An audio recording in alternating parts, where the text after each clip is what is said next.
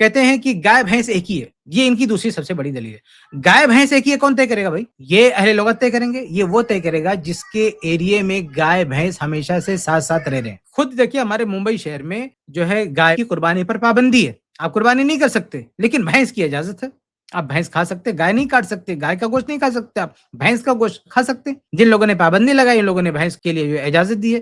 تو یہ سماج بھی، یہ معاشرہ بھی دونوں کو ایک نہیں مانتا، بہت لحاظ سے دونوں میں جو ہے فرق ہے۔ تو یہ بھی کوئی مضبوط دلیل نہیں کہ دونوں ایک ہی ہے۔ میری معلومات کے تک کسی نے نہیں کہا کہ گائے اور بھینس ایک ہے۔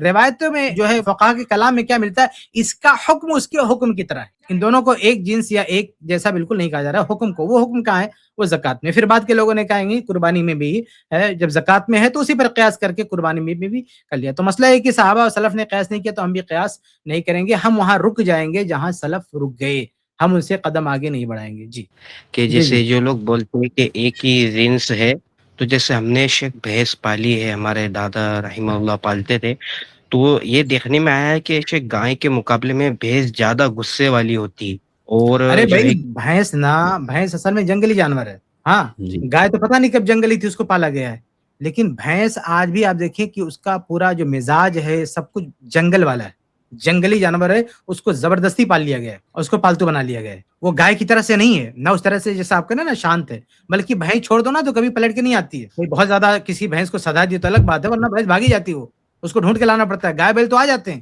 دوڑ کے، بھینس تو جا کے پانی میں رہتی ہے۔ کتنے سارے فرق ہے، بھینس جا کے پانی میں رہتی ہے، وہ جو ہے بہت سارے مزاج میں بہت سارا فرق ہے دونوں میں، جی جی ایک دم مطلب ایک عام آدمی بھی دیکھ سکتا ہے کہ کتنا بھینس اس میں کتنا فرق ہے۔ بلکہ فقہ میں بعض جگہ تو اختلاف بھی ملتا نا کہ بھینس اور گائے کے مسئلے میں اگر کسی نے قسم کھا لیا، کسی نے اپنی بیوی سے کہا کہ اگر تو نے گائے کھایا تو اس کو طلاق، اس نے بھینس کھا لیا اس کو طلاق ہوگی؟ آپ بتائیے اس کو طلاق ہوگی؟ جی جی جی نہیں ہاں تو پھر جب دونوں ایک ہے تو طلاق ہو جانی چاہیے۔ جبکہ اونٹ کا جو مسئلہ ہے نا، اونٹ کی کئی قسمیں ہیں، کوئی عربی اونٹ ہے، کوئی ہندوستان کا اونٹ ہے، کہیں کا اونٹ ہے، لیکن اگر کسی نے کہہ دیا کہ تو نے اونٹ کھایا تو طلاق، وہ ہندوستان کا بھی اونٹ کھا لے کسی اور نسل کا تو طلاق ہو جائے گی اس کو، لیکن یہاں فقہ کہتے طلاق نہیں ہوگی۔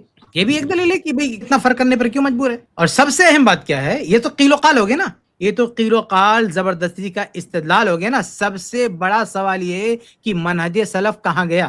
ہم کو کوئی سمجھائے کہ منہج سلف کہاں گیا؟ دعویٰ ہے منہج سلف کا، آپ یہ جو کچھ کر رہے ہیں نا، ایک ہے، دو ہے، تین ہے، یہ کیا ہے؟ یہ استدلال ہے، یہ فہم ہے نا۔ سوال یہ کہ یہ فہم سلف کے پاس تھا؟ نہیں تھا تو آپ کہاں سے لے آئے؟ وہ تقلیدیوں سے ادھار لے کے آئے، آپ ان کی کتابوں سے نکال کے لائے، اور کہاں سے لائے آپ؟